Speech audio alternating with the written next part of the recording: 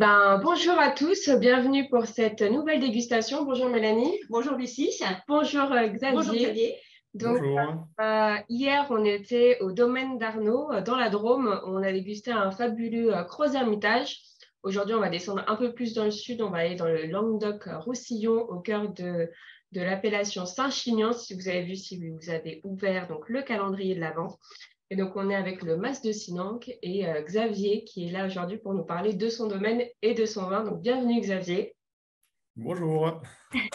Bonjour. Donc, Xavier, est-ce que tu peux nous parler de ton domaine, nous le présenter? Alors voilà, Mas de Sinanque, c'est un domaine situé donc, dans l'appellation Saint-Chinian, donc au sud de cette appellation. Domaine qui fait à peu près 16 hectares et qu'on a créé en 2004 avec Violaine, mon épouse. Donc, 16 hectares de vignes et en cave particulière. C'est un domaine isolé, donc on est entre le village de Cruzy et de Villers-Passant et on est sur un domaine où on travaille en bio, on travaille avec mon épouse, plus on a un employé, donc si on précise un petit peu. Et voilà, donc domaine assez traditionnel. Super. D'accord, très bien. Donc vous êtes situé entre Montpellier et Carcassonne. Est-ce que vous pouvez nous raconter la petite histoire du domaine en quelques mots? Ouais, alors voilà, on a créé ça en 2004. On a acheté, donc il y avait 10 hectares de vignes et une maison au milieu de ces vignes. Donc c'était vraiment un coup de cœur pour cet emplacement. Et il y avait le vin n'était pas fait sur place, le vin était récolté et livré en cave coopérative. Donc, mais il y avait la possibilité de créer une cave, de pouvoir construire une cave, c'est ce qu'on a fait. Donc on a créé à partir de 2005, enfin là, on avait à peu près fini la cave et on a pu vinifier, vendanger pour nous et créer les cuvées petit à petit au fur et à mesure des années. Donc en commençant avec ces 10 hectares et puis après en grandissant petit à petit. D'accord, Xavier. Et du coup, combien d'hectares comporte ton domaine? Du coup là maintenant on est arrivé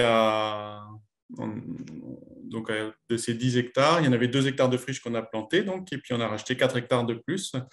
Donc sur un terroir un peu différent, donc pour amener un peu de complexité au domaine.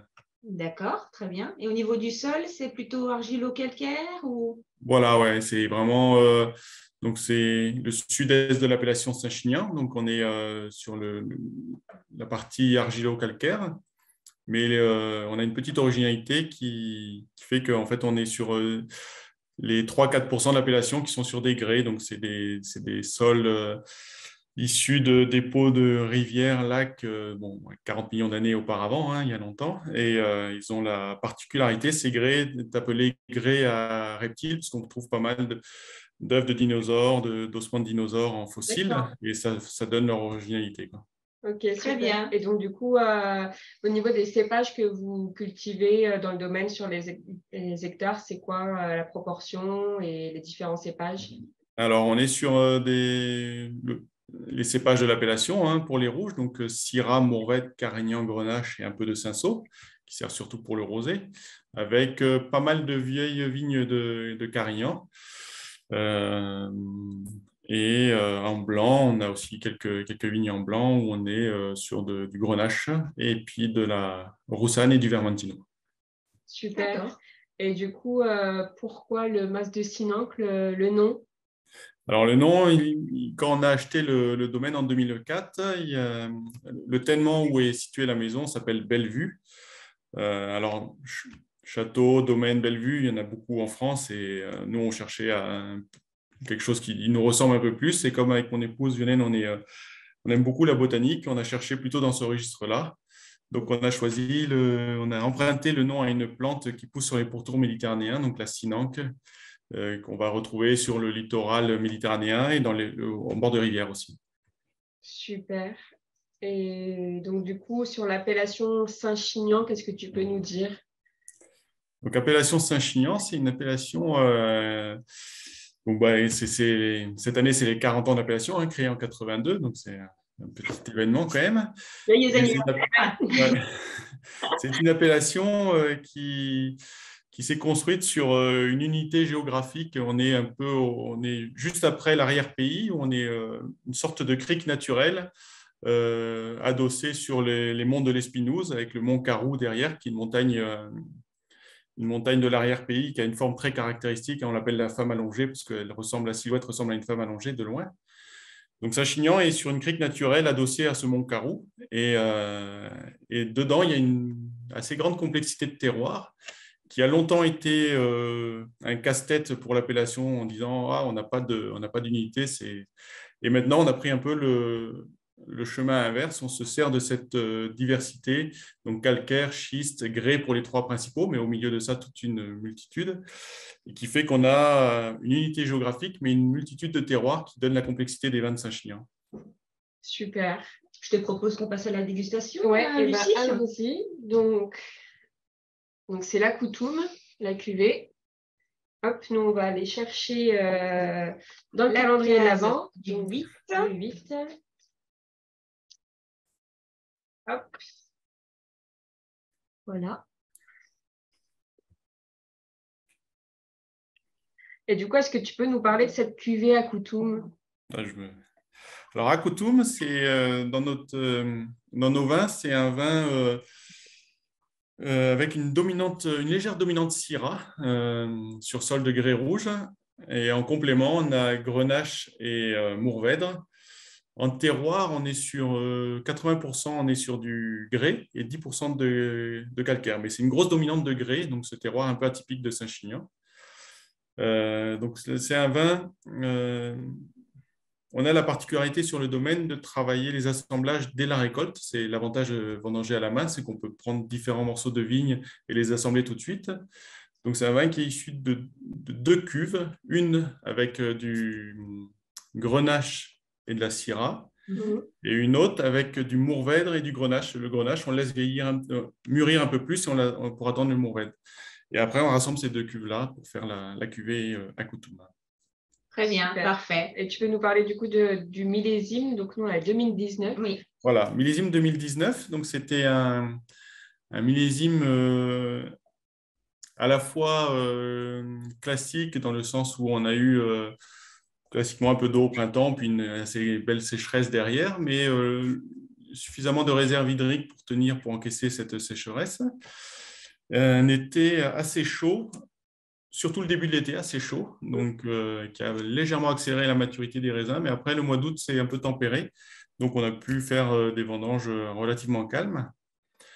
Du coup, ça donne un millésime avec pas mal d'ampleur, mais qui a gardé de la fraîcheur. Le mois d'août relativement frais, a permis de conserver la fraîcheur des vins. Et donc on a un millésime qui s'exprime bien sur une palette méridionale, donc beaucoup d'ampleur, beaucoup de soleil, mais avec une trame fraîche, et surtout sur la fraîcheur des épices, quoi.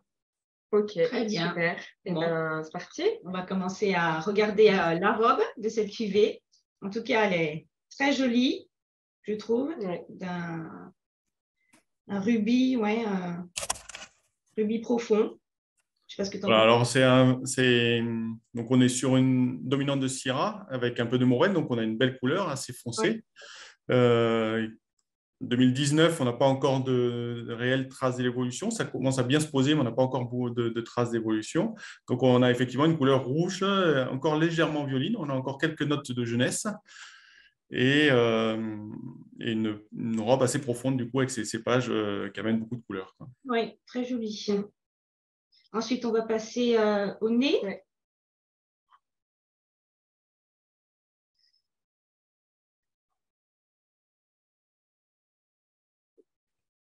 Alors, moi, je sens la cerise. Dis-moi si je me trompe. Voilà, donc on est effectivement sur ces notes, on a 2 grands types d'arômes sur ce vin-là. On a les arômes fruits plutôt noirs, cerise burla, voilà, c'est ce type de… Et gourmand. Et la mûre cassis, donc cet ensemble de fruits noirs. Et après, on glisse progressivement sur les épices, amenées par la Syrah et le Mourvèdre, donc le poivre. Mais on a cette côté un peu mentholé sur certains poivres. On a une petite note un peu mentholée, un peu fraîche. Donc, on a un poivre un peu frais qui va donner de l'élégance au vin. Oui, sent très bon. Voilà, maintenant, on va goûter. Santé. Santé. Santé Xavier, santé à tous. Santé Xavier. Santé à vous.